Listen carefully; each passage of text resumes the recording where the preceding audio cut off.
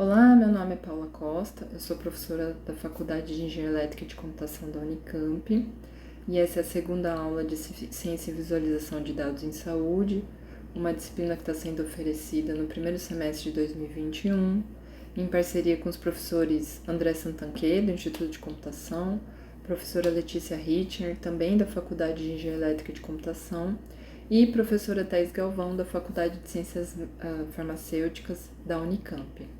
Essa disciplina ela também conta com a parceria da Faculdade de Ciências Médicas. Bom, nessa aula eu vou tentar trazer algumas reflexões sobre, afinal de contas, que ciência é essa chamada de ciência de dados, né? Tentando trazer algumas definições também. E na segunda parte da aula eu vou apresentar dois processos de ciência de dados que podem ser úteis para vocês na condução do projeto final da disciplina.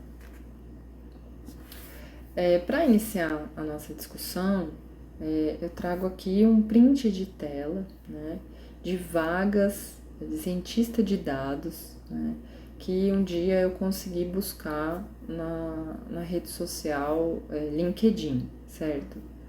Então, fica bem claro que existem muitas ofertas para esse tipo de vaga de cientista de dados, certo? Então, se tornou uma profissão, vamos chamar assim, da moda, né? Então, é uma profissão que hoje tem bastante apelo, né? E o próprio termo ciência de dados, ele vem aparecendo com muita frequência, certo? Então, a título de curiosidade, eu extraí a descrição de algumas dessas ofertas de emprego para verificar qual que é o perfil do tal cientista de dados, certo? Então, por exemplo, eu extraí essa descrição de uma vaga da IBM, onde ela diz que o cientista de dados é alguém que vai ajudar a transformar os dados do cliente, né, em valores tangíveis de negócios, por meio da análise de informações, comunicação de resultados e na colaboração com o desenvolvimento de produtos. Já numa vaga da Nubank, né, que se define como uma companhia de tecnologia financeira, né, eles dizem que eles estão sempre procurando por cientista de dados de destaque, assim como modeladores, estatísticos, praticantes de inteligência artificial e engenheiros de aprendizado de máquina, né, para ajudá-los a construir algoritmos proprietários capazes aí de predizer a responsividade dos seus produtos de acordo com os comportamentos de seus clientes, né? A fim de resolver desafios aí da companhia, a fim de melhorar a experiência do cliente. E por último, eu extraí aí uma descrição da Loft, né, que diz estar reinventando o processo de compra e venda de imóveis no Brasil, alavancando a tecnologia e usando dados para transformar experiências aí dolorosas e burocráticas nesse tipo de ação, né, de compra e venda de imóveis em experiências mais simples e prazerosas, certo? Então, o que eu destaco aqui é que esse cientista de dados, ele trabalha com dados e ele visa resolver problemas de negócio dessas companhias, certo? O que eu quero trazer um pouco aqui para a disciplina é a seguinte pergunta, né? Isso é ciência, né? E por que eu julgo que essa pergunta seja relevante? Porque, afinal de contas, nós estamos num contexto de uma disciplina de pós-graduação, né, de uma universidade que tem excelência em pesquisa científica, que é a Unicamp, certo? Então, me parece que esse tipo de pergunta seja relevante, né? Só que para responder essa pergunta, talvez a gente tenha que se fazer mais perguntas, certo? Então, por exemplo, o que é ciência? Né? como se faz ciência em diferentes áreas, certo? E qual a diferença da ciência de ontem e de hoje, certo? Então, para trazer um pouco esse tipo de reflexão para a disciplina, eu gostaria de apresentar para vocês um panorama histórico da ciência, né? Então, a gente pode dizer que a ciência, ela inicialmente foi baseada em dois grandes paradigmas, né? Aquilo que a gente chama de ciência experimental ou ciência empírica, né? Onde envolvia e envolve, certo, a observação de fenômenos, a construção de experimentos para que a gente consiga extrair um entendimento do mundo, certo? Aqui eu gosto de destacar que isso é muito natural do ser humano, né? Se a gente observar como uma criança se desenvolve, como uma criança aprende, existe aí uma alta dose de empirismo, né? Então, é por meio da interação com o mundo, de pequenos experimentos, que do nascimento nós vamos adquirindo um conhecimento de como que o mundo funciona, certo? E temos também aí o paradigma da ciência teórica, né? Onde são construídos modelos que tentam generalizar isso que a gente observou do mundo, né? E quando a gente fala em ciência teórica em modelos, começa a entrar aí uma capacidade bastante importante, que é a capacidade de predição. Então, se a gente observa um fenômeno e a gente é capaz de modelar este fenômeno teoricamente, a gente ganha o poder de começar a fazer predições sobre o comportamento do mundo, seja no tempo, no espaço, né? Então, esse é um aspecto muito importante da ciência teórica. Para exemplificar um pouco essas duas dimensões, esses dois paradigmas da ciência, eu vou trazer como exemplo a história da ciência na astronomia, porque a astronomia ela é uma ciência que vem praticada pelos seres humanos há milhares de anos, né? Quando os seres humanos começam a observar o céu e começam a querer entender as estações do ano, ou começam a querer se guiar, né, por meio das estrelas. Então, é bastante curioso, né, que nós temos registros de observações astronômicas desde 3.000 anos antes de Cristo, né? Então, nessa imagem aqui do lado, a gente tem aí um registro em pedra feito pelos babilônios de observações astronômicas, certo?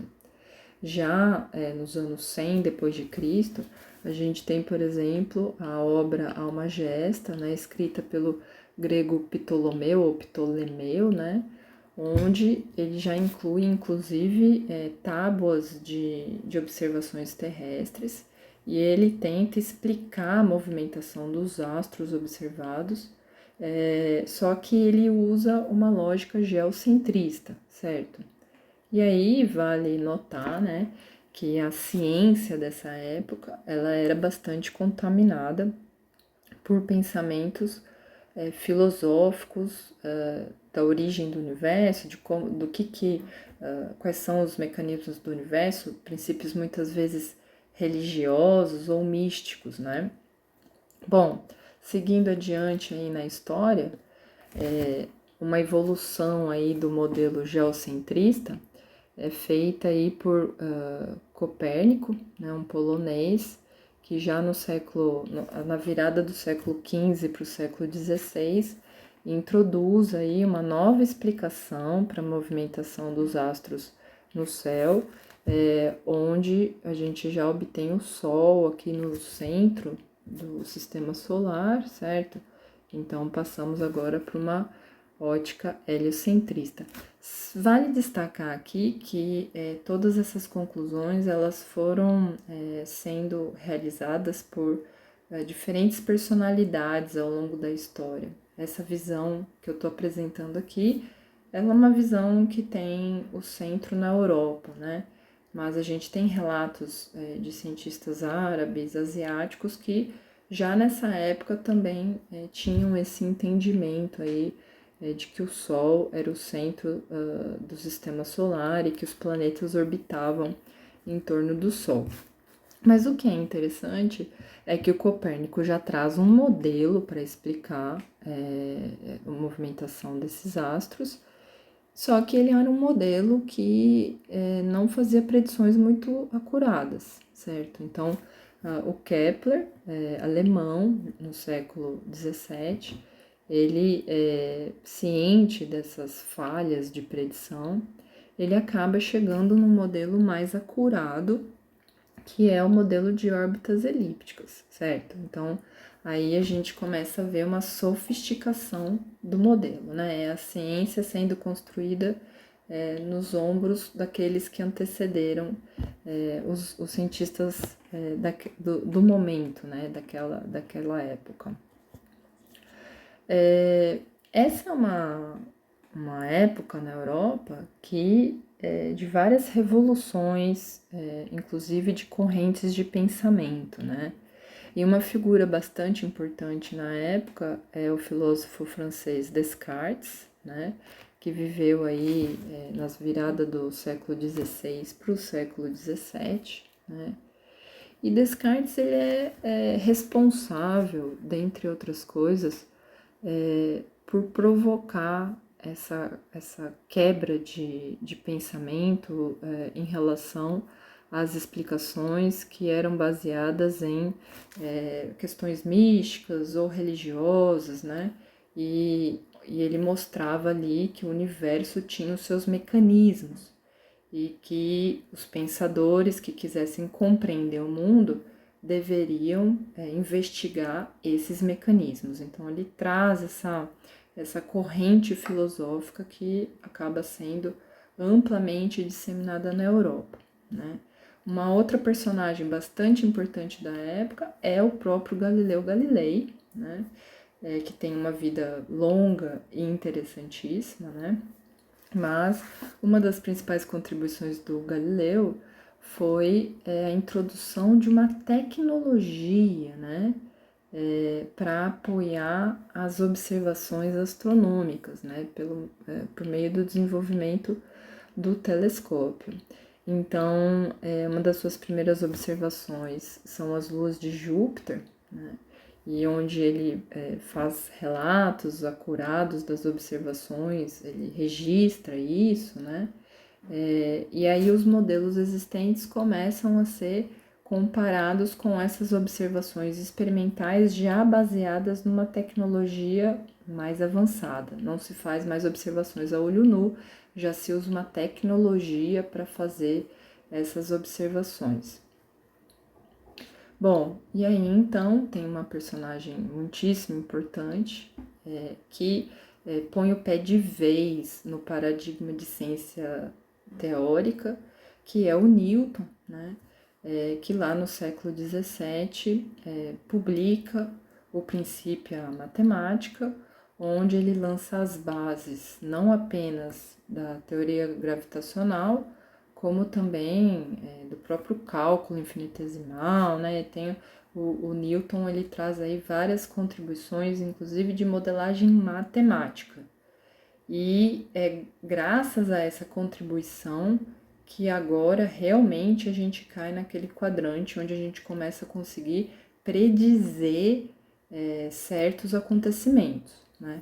Então, o Halley, que dá nome ao cometa Halley, que é um grande apoiador do Newton aí nessa época, ele, por meio do entendimento da teoria de Newton, ele é capaz de prever que o cometa Halley vai passar novamente pela Terra vários anos depois, né? Eu não me recordo agora exatamente, mas se não me engano, o Halley morreu e só depois foi possível verificar se a predição estava correta ou não, tá? Então, esse é um grande avanço da ciência mesmo, da maneira de pensar e entender o mundo, certo?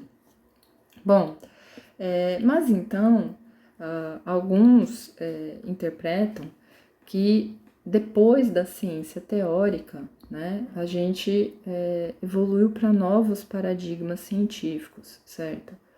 E parte dessa evolução, ela foi provocada pelo fato de que passamos a entender que existem fenômenos físicos da natureza, ou químicos, ou biológicos, tão complexos que eles não podem ser modelados por uma teoria matemática analítica e única, certo? Mas que, por outro lado, é bastante interessante modelá-los, ainda que de maneira aproximada, porque eles podem ser muito úteis, certo? Então, quando surge a ciência baseada em modelos numéricos simulados, certo? Então, a partir daí, por exemplo, a ciência dos fluidos, né?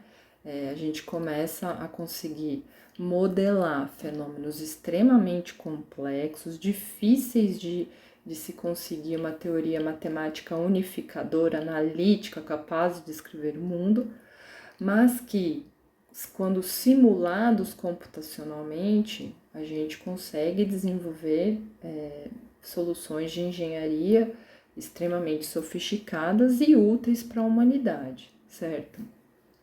E mais recentemente, aos que dizem, né, aqueles que dizem que estamos num quarto paradigma da ciência, que seria a ciência baseada em dados massivos, e que algumas vezes é chamada de e-science ou data intensive science, né?